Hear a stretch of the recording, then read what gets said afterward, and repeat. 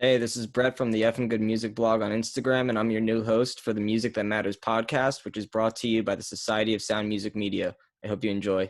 Well, you use the word race a lot. I've seen a bit. You're feeling like you're, I guess, racing to the finish line of some sort. So, like who and what are you racing, and like where is this finish line? What happens once you get there?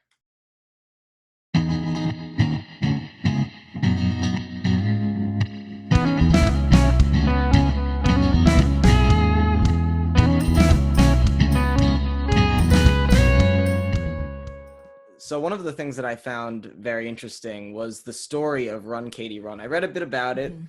and you said that it doesn't specifically come from Forrest Gump, which was my first impression as well. Was Run Forrest Run, Run Katie Run.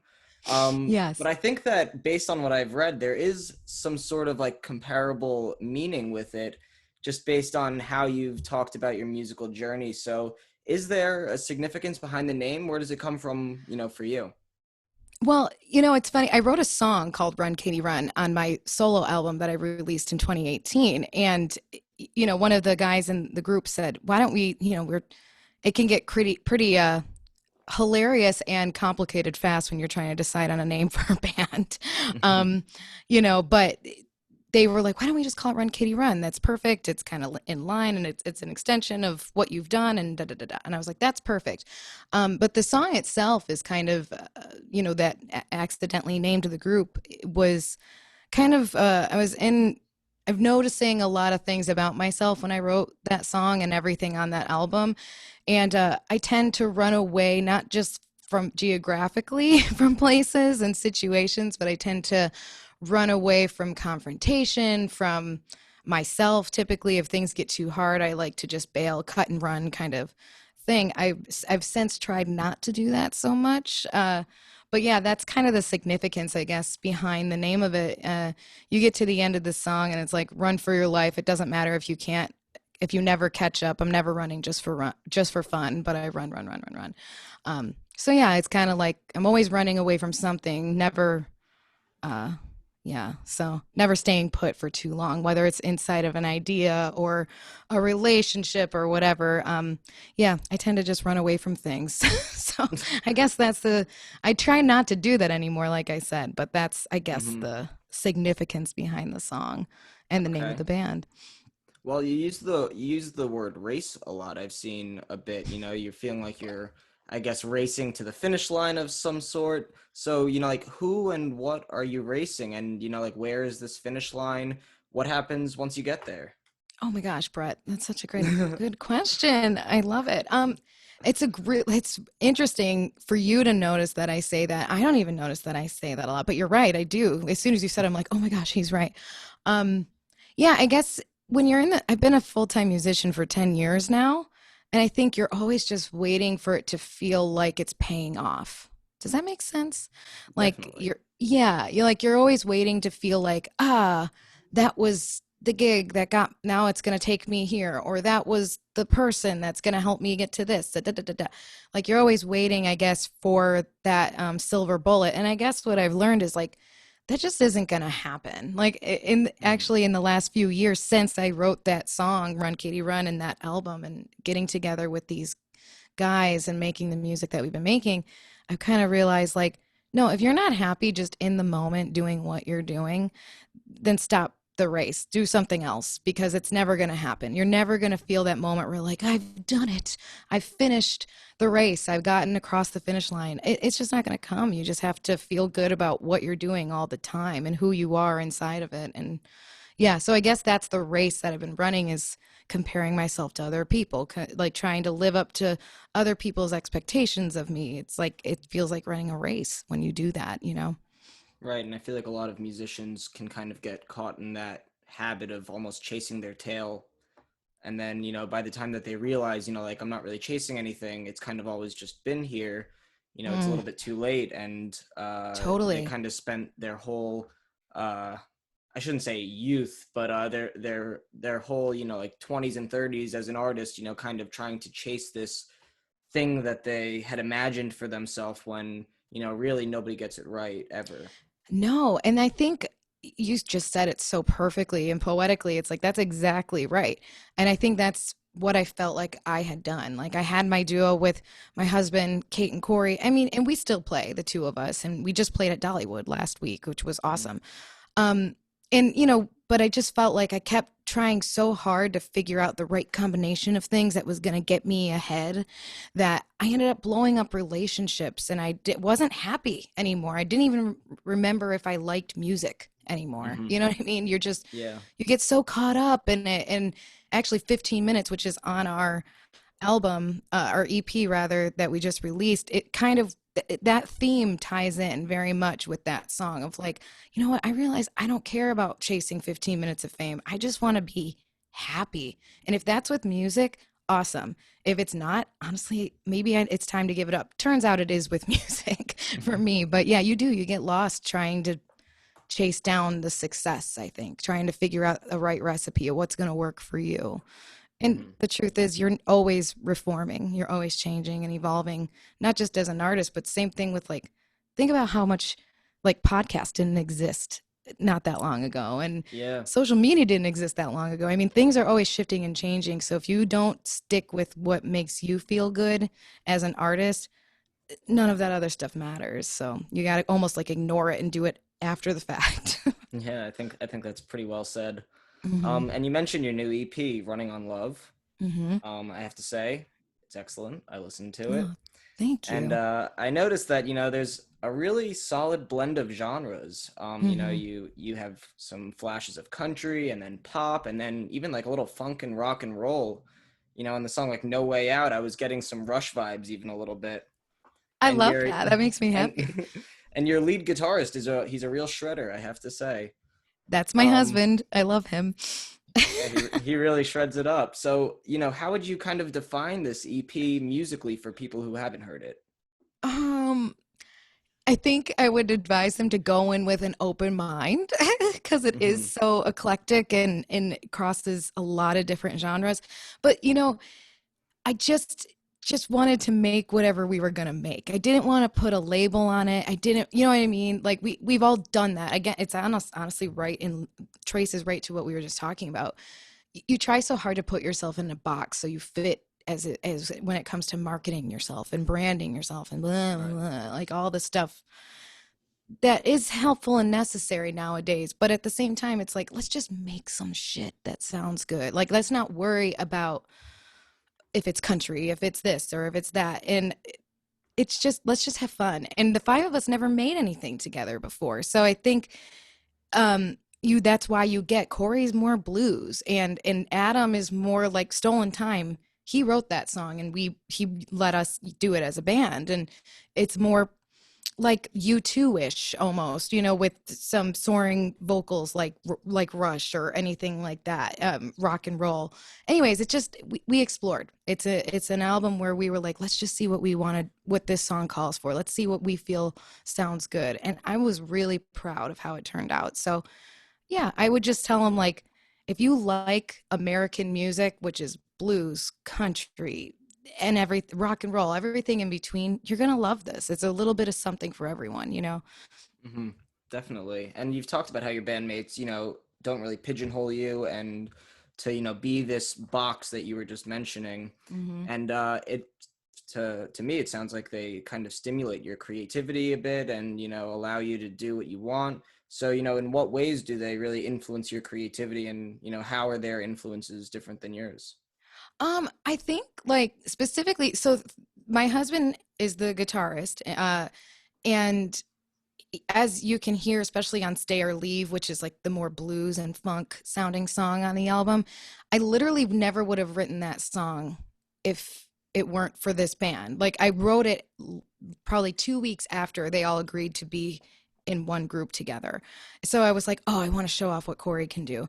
And then just by happenstance, we all ended up taking, not me, obviously I'm singing, but they all ended up taking solos on that song, which was Mhm. way out of their comfort zone, but they were so willing to do it and they did it so great. I was so proud of them. Anyway, so like that definitely influenced me. Just knowing that like this group was going to exist, I literally wrote a song catering to like, let's see how far we can go. And then the other three guys, my drummer, banjo and slash acoustic player and bass player, They are in a band called High Beams, and they are definitely more like chill music, more folk pop, indie kind of sounding thing. So it's funny because they have more of like pop sensibilities than I do. You know what I mean? Like kind of hoping ended up being a lot more pop than like Hmm. country, which I originally thought it was going to sound like. So it's just fun letting them come in and say, I think we should try it like this, or let's do this. And I'm like, okay. And it ends up being awesome because we all have a voice in the band. Right. I that's something that I've really picked up, musically it can be, really Mhm. wherever you want to put it. And then it kind of all centers around these lyrics that you write. And so, like where are your inspirations for your lyrics coming from with all of this different musicality going on? I love to listen to all different kinds of music. That's like where the music side of things comes from. I mean, I this past year I listened to the Chicks' new album, a bunch of Dolly Parton because she's like always like a center for me. I just love country music. Hmm. But then I listened to Fiona Apple's latest album, which was really out there, and I listened to Jack White. So I think it all kind of seeps in, like when it comes to writing melodies and AB sections and ABC sections for songs. It just like I'm like, oh, it just kind of is like I'm like a sponge. But as far as the lyrics go, I mean, I personally I come from country music. It's like if I haven't experienced it, I'm not really writing it. You know what I mean? So it's everything's comes Right. from this thing just happened, and I have a whole section on my phone and my notes that it's all lyrics, and it's just this running starts of lyrics, and most of the time the song that ends up happening is the one that like really grabs me. I'm in the shower, or I'm in the car, and it just like hits me like a ton of bricks, and I sit down and I write it.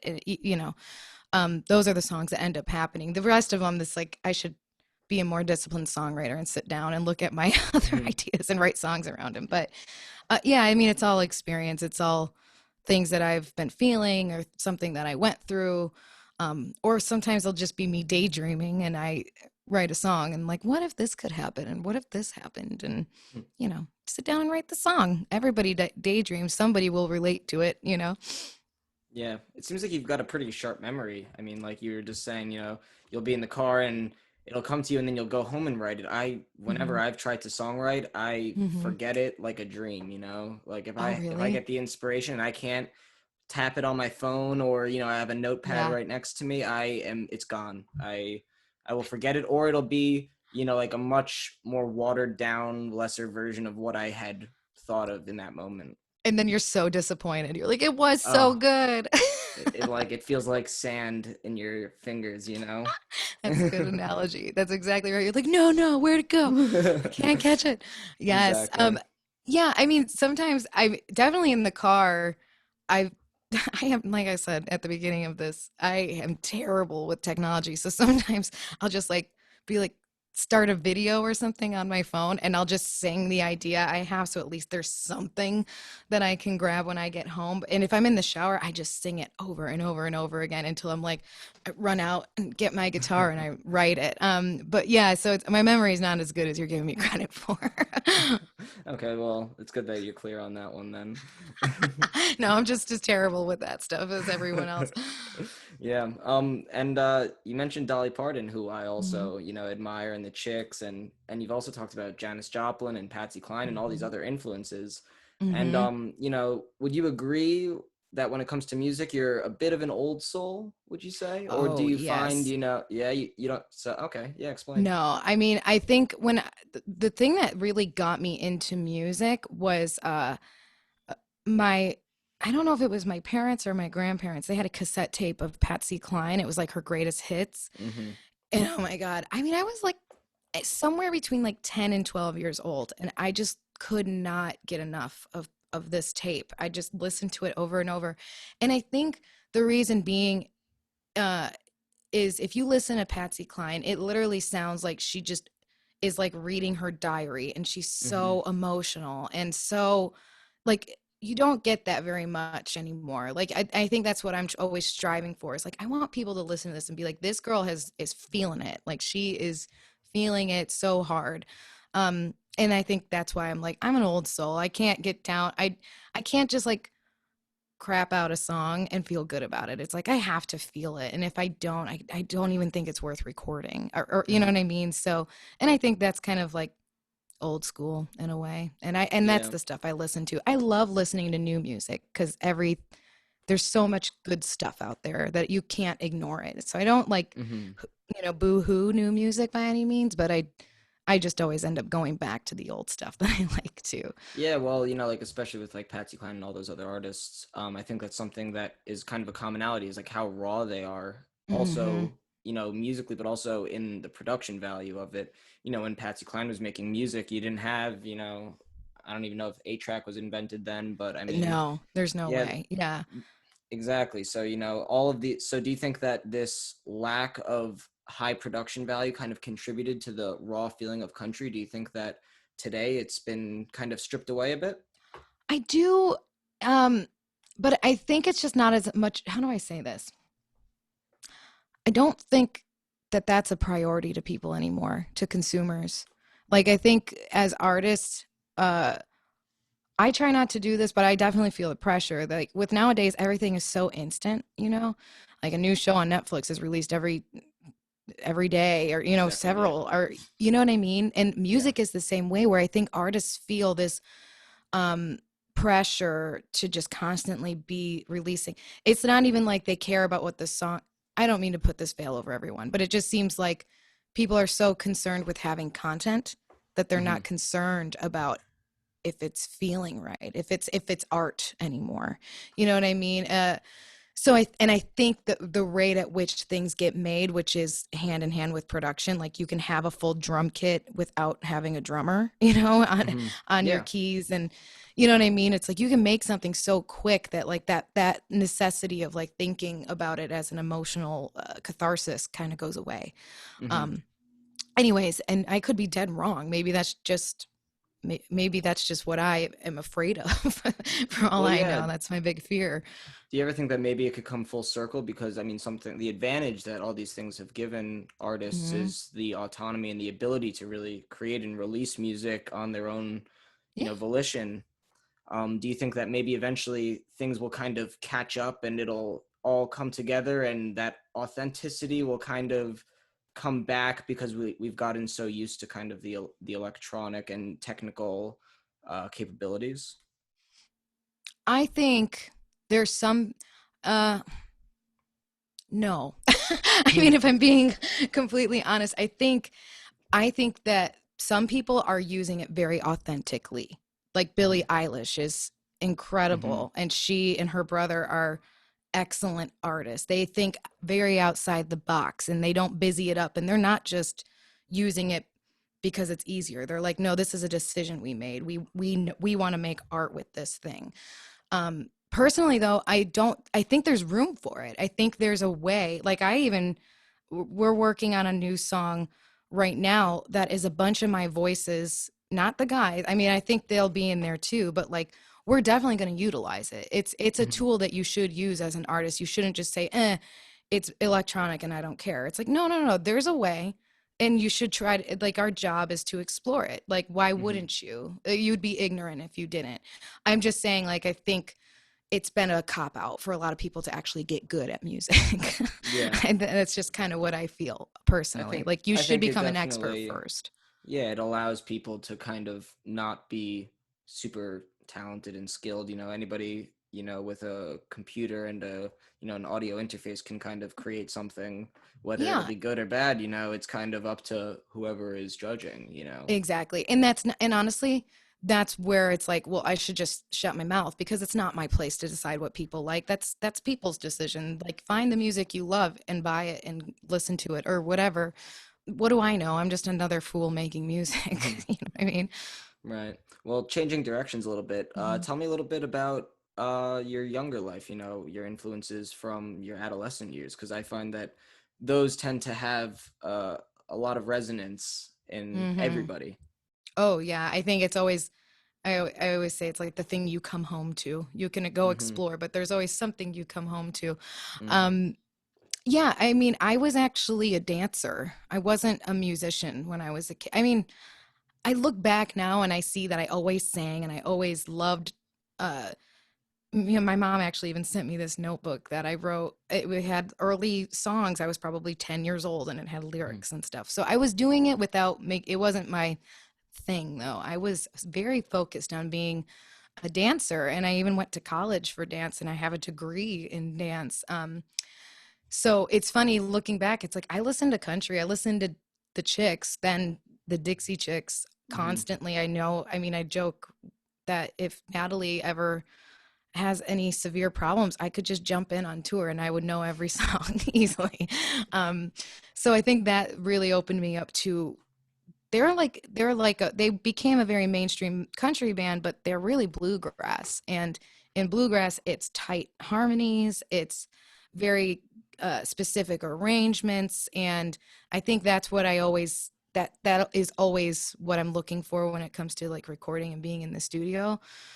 I love free, like I also later in my life loved Grateful Dead, and that's the most free Mm-hmm. version of music that there is. There's no constraints. Their solos last as long as it feels right. So I've definitely explored that side, but I feel like I always come back to, okay, we're gonna do two choruses for the solo, and then I'm very tightly arranged, which is from my upbringing. My dad listened to the Eagles and Jackson Brown, which again, it's like very specific arrangements and beautiful harmonies, and so that's always like musically what I relate to. It's what I always am trying to achieve Mm-hmm. in everything I make. Well, I didn't ask you, but where are you right now? You're a little out west, I know. Compared to I'm me, in. I'm on the East Coast. Oh, where are you? I'm about 10 minutes outside of New York City in New Jersey. Gotcha. Well, I actually am in Atlanta. Oh. Yeah, I'm in Marietta, Georgia, which is like here's Atlanta, and it's like 20 minutes northwest of Mm. Atlanta. So yeah, this is my I guess I should call it Corey's studio or it's distribution center. He like buys and sells pedals and like Oh. other music equipment, and like just Mm-hmm. because he wants to try it, and then makes a little profit. So there's like I'm looking at a futon full of shipping boxes right now with different pedals. But this is where we record all of our music here. Um, this is you can't see it, but this is like our we have two screens and all of our focus rights and all that stuff, and then our living room isn't a living room, it's a live room. It's got a drum kit, all of our guitars, all that stuff. So Okay. yeah, we make all our music here in Atlanta. All right, that's very cool. And so you Yeah. just mentioned how you had a passion for dancing growing up. Mhm. Do you still incorporate that? How has that passion followed you into your life now? I love that. I actually, when I released Past, I did a dance concert as the album release. I didn't dance. I performed music on stage, but we had five dancers, and one of the dancers was the choreographer, and so it was a hour and a change show. I would say maybe an hour 15-minute show that was dance and video, and we did a couple a cappella covers. So I would just was like when I made something completely by myself and not with Corey, I was like, I want to bring back dance with what I'm doing. So I had a dance concert, and I actually have been exploring. I have a tap floor in my dining room, so I've been exploring like tap dancing as part of the percussion underneath some songs. So I think that's going to happen with the next Run Katie Run stuff. I don't know if the guys know that yet, but that's coming. And in a It'll be an perfect world, I'd be interesting, able to, yeah. yeah, in a perfect world, I would be in good enough shape where I'd be able to do it in live performance, where I'm like tapping on stage while we're Hmm. playing. So that's how I'm trying to like tie it all together. So, because I just love it. I just think there's so much more intertwined than people realize. So I kind of want to Hmm. like show that a little bit. Is tap dancing your, I guess, your main form of dance? Yeah, I mean that's what I was the best at when I was a kid, and it's what I still feel very natural doing now. I'm not what I used to be. I have been out of the dance studio for 10 years now, but I still take a class here and there, and I have a dance floor and stuff. So, but tapping for sure was like my first passion and love. So how does tap dancing work exactly? I know that Mhm. I'm very curious about tap dancing, but I have to say I don't think I've ever seen a tap dancer in person. Oh, Um, really? so yeah, does it work on like on a rhythm, or is it kind of just like this like free flowing?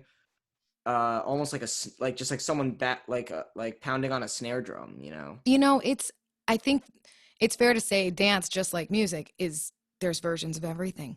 You know what I Hmm. mean?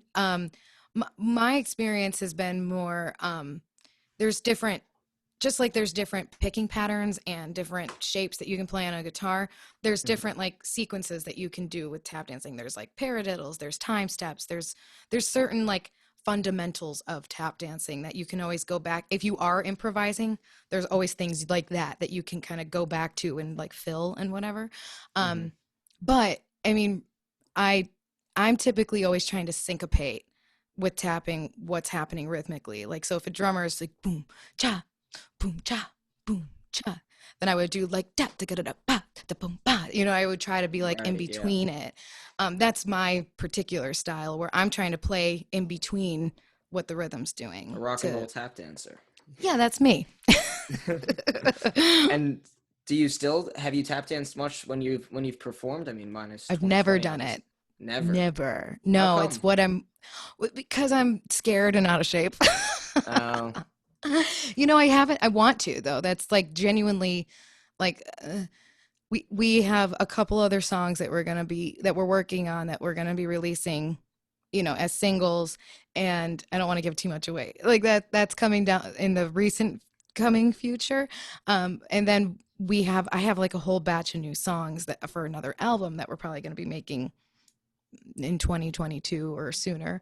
And I want for that album, my goal is to do a bunch of tapping on the recordings, and when we're rehearsing live, I want to get, I literally started like a new diet today and started exercising a little bit more regimented so I can do it live, because that would be, I just think it would be fun and unique and different. So, you ever worried about how people might perceive tap dancing? I mean, depending on the part of the country, you know, like tap dancing could be a little bit of an eyebrow raiser, you know? oh no, I don't care. It's okay. I mean, I think with anything, you have to know that you can't make everyone happy. Mhm. But tapping is part of me. Like the question you started this out with was, you know, talk about your childhood. It's like I've been dancing since I was 2. So if people Right. don't like it, that's okay. You don't have to like it. I'm going to do something different the next album, and I'm going to, you know, maybe you'll never like me, and that's okay. I'm going to just like myself and the things I'm doing. I'm gonna tap away. You should make I'm like a going to shirt about tap that. away. Yeah, that's a merchandise item waiting to happen.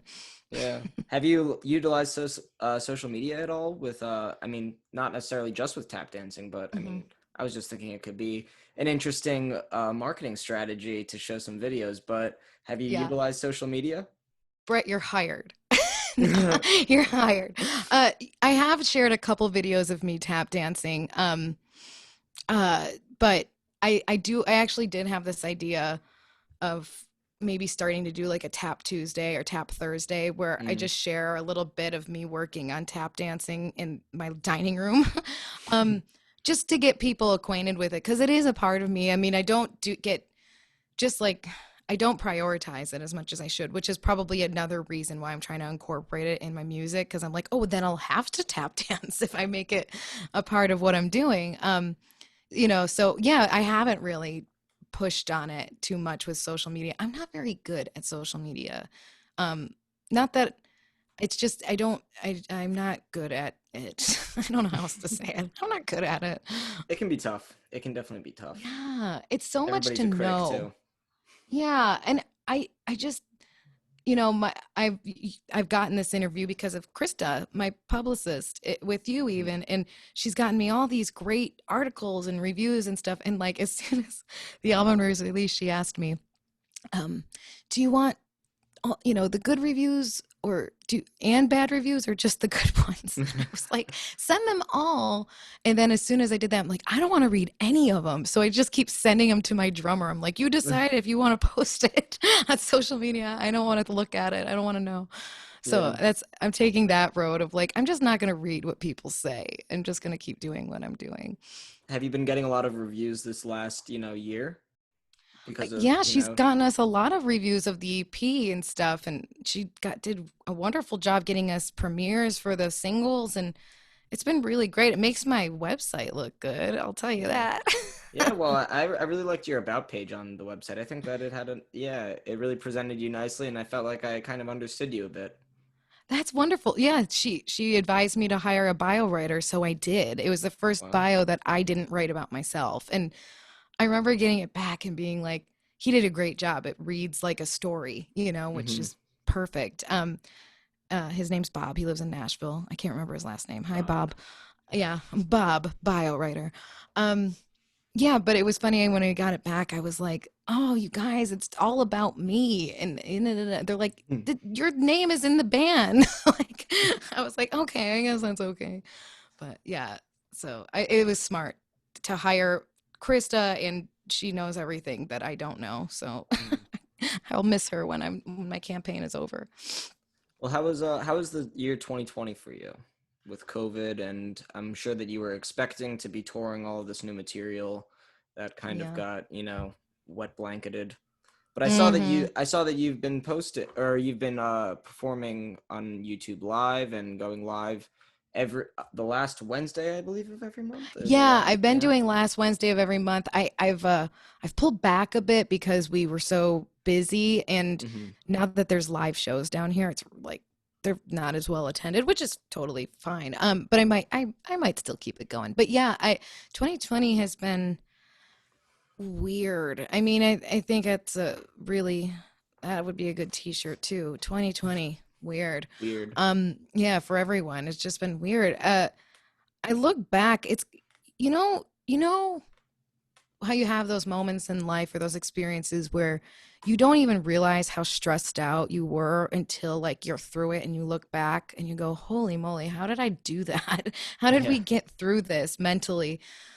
That's what I feel like 2020 was. I look back and I go, "Oh my gosh, we just had so much momentum." Like Corey and I do corporate events. That's like our main bread and butter as full-time musicians, and just boom, gone all of a sudden. And we're buying, we're switching internet providers, we're getting Ethernet cables, we're learning how to use OBS and stream, and you just adapt and adapt and adapt, and then you don't even realize that you're like, "Oh, I'm terrified right now. My job is gone and the whole world is falling apart." Yeah, it was just weird. Like I didn't realize how hard it was on us until I look back. But I also feel very grateful because if not for that, I mean, Run Katie Run specifically, like we weren't getting together as much as we would have wanted to because High Beams was touring all the time and Corey and I were playing a lot. Like, so it almost opened up after like the initial uh, quarantining time happened. And, we were very safe when we did get together, but we had more time to actually get together and be a band and get good because we were all stuck at home. You know what I mean? Mhm. So,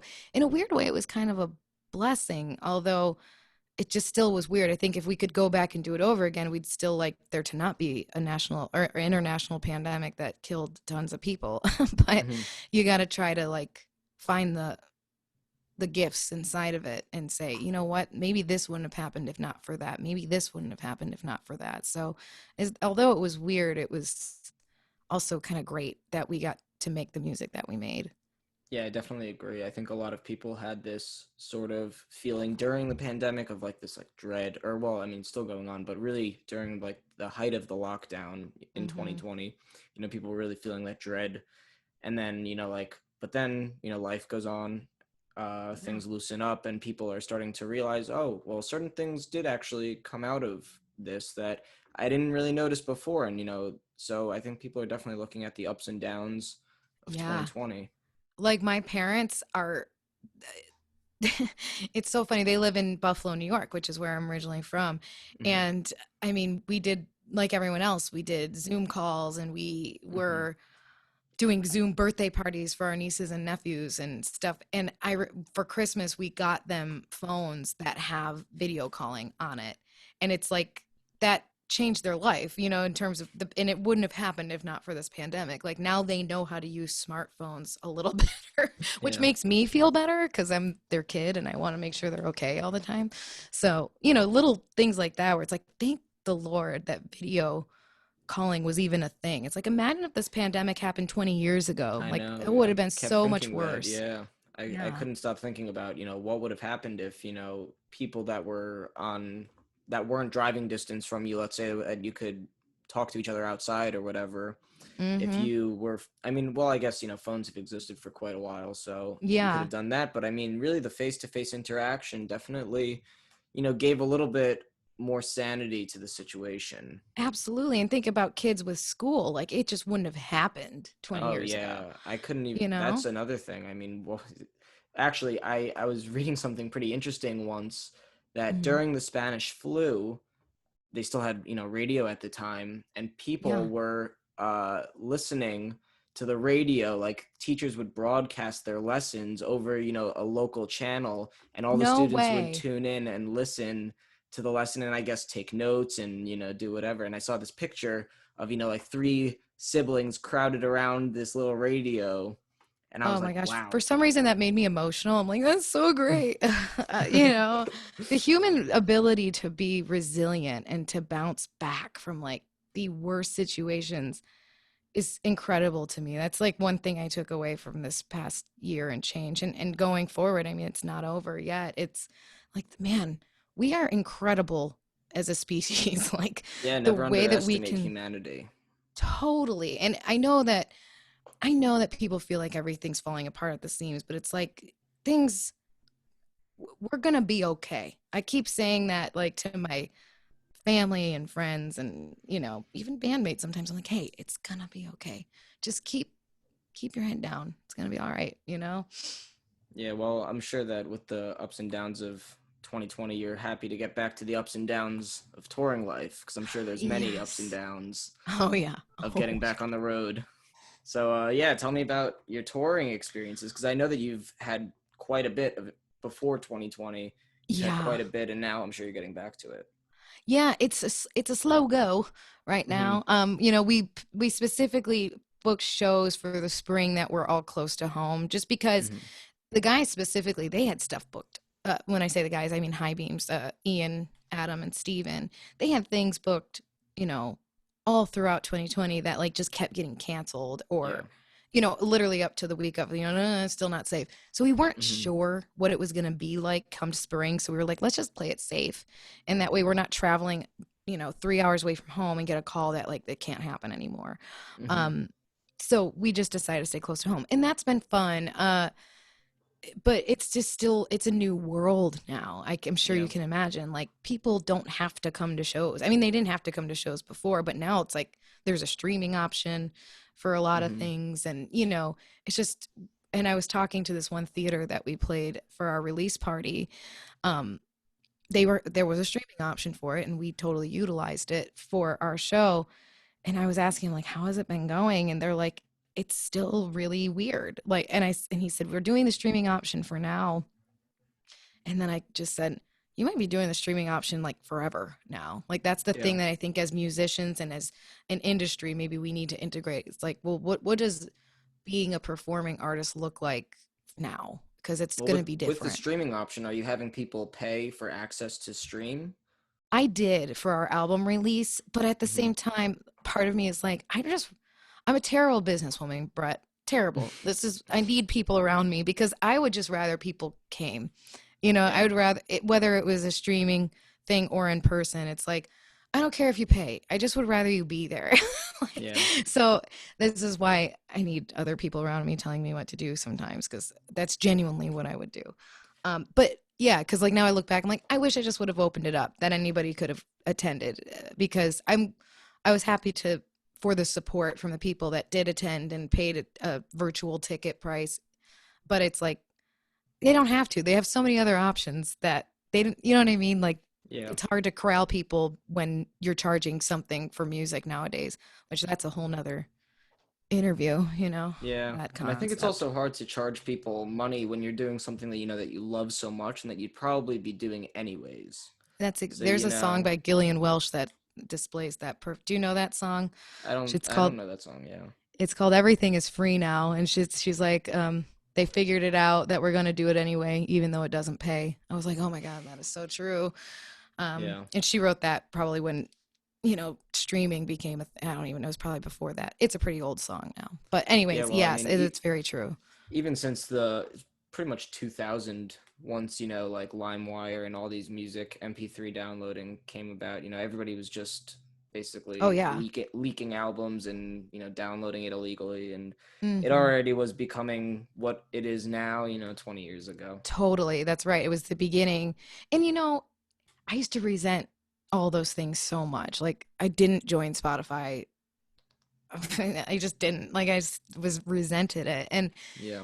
it's like, come on. And I got real. I was like, listen, yeah, it's not ideal, but why wouldn't people use it? It's like Hmm. you got to think like a normal person that's not a musician. It's like, of course they're gonna get something for free if they can. Why wouldn't they? We're Hmm. humans. Like that's our we're wired that way. So yeah, and so I just kind of got with it. It's like I think that's part of the struggle with being a musician is like you just feel like you're constantly trying. You never know what you're doing. I don't care what anybody says. You never know what you're doing because you're always trying to like, how do I get paid to do this thing I love? It changes all the time. Yeah, I'm going So through that right now. yeah, talk to me about it. What do you mean?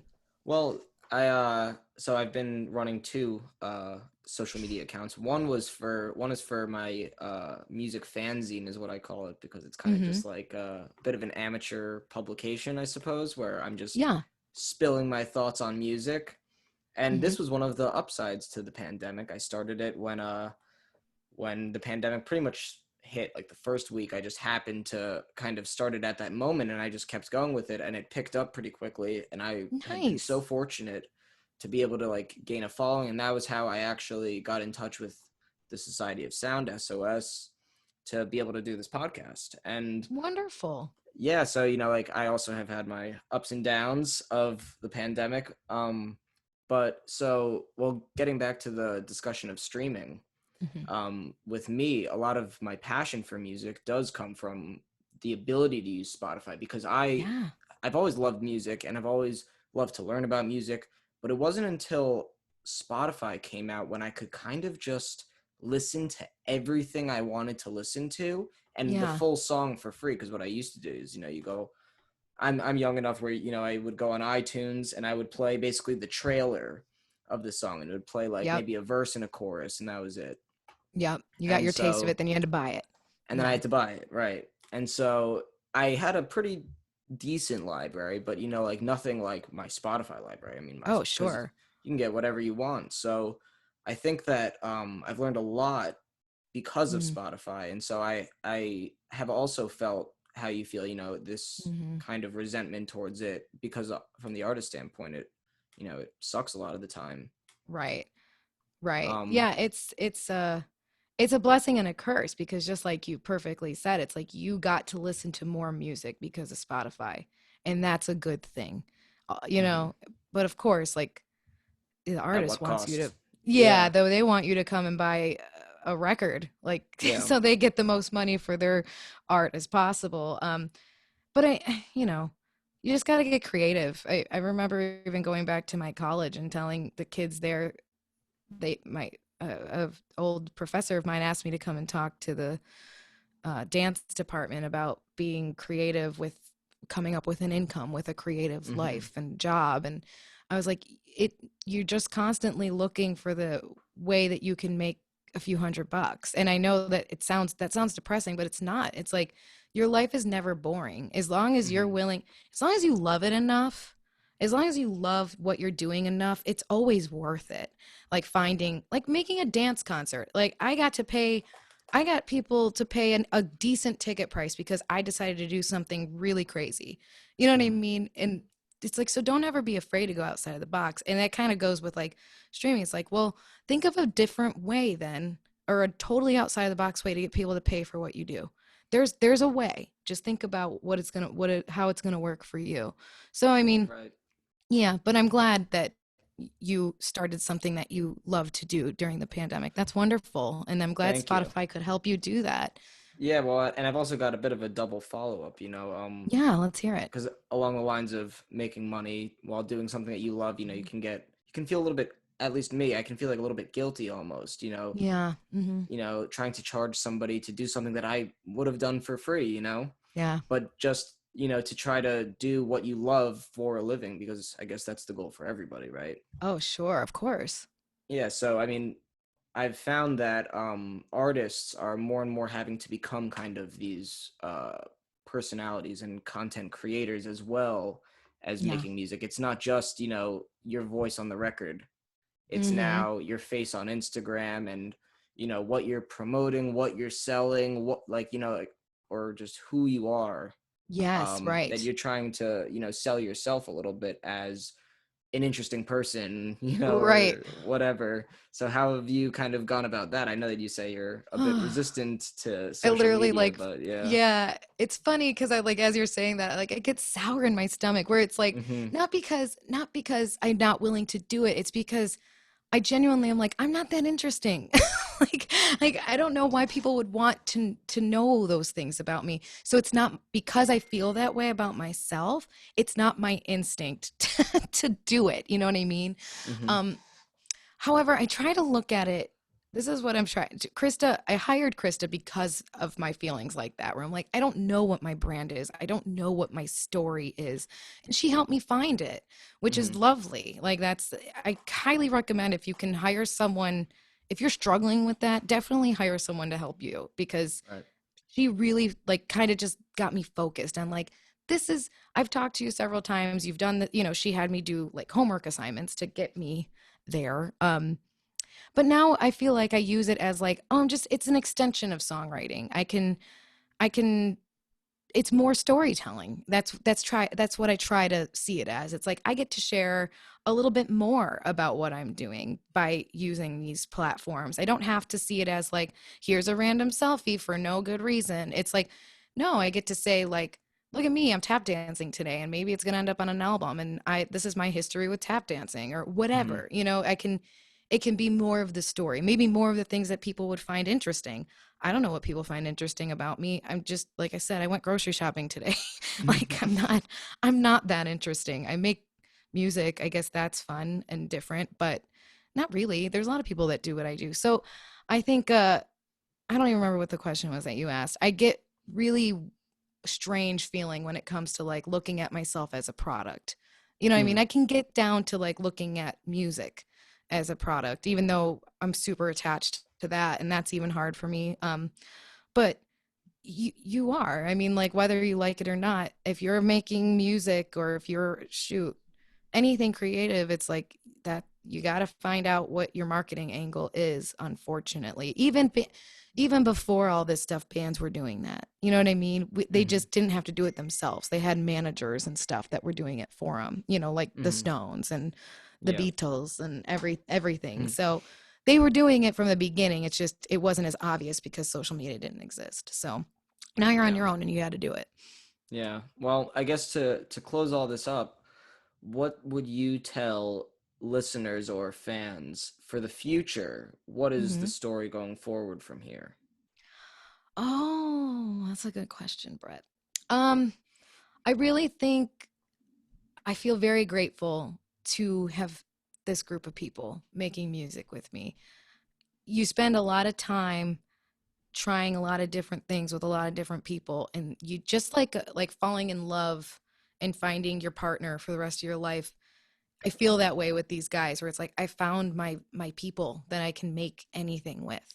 Hmm. And I think going forward, we're just going to keep doing that. Like we're just going to keep seeing what crosses our path. And I love having found these four people because they just want to get better. We just want to be as interesting and as better as possible, not just as musicians, but as people. And it's just the biggest blessing in the world to have your best friends being the people that you are making something with because there's trust, there's love, there's very constructive arguments of like, no, that's not going to work, and you need that just like you do in a marriage. Like I'm saying, like, it's so funny that it's very true though, just like you need that in your life with a partner. It's like you need people that are going to be honest with you through it all. So I'm very lucky to have found these guys and I can't wait. Really, we're just going to play every chance we get and we're going to make music as often as possible. That's literally all I can say about going forward.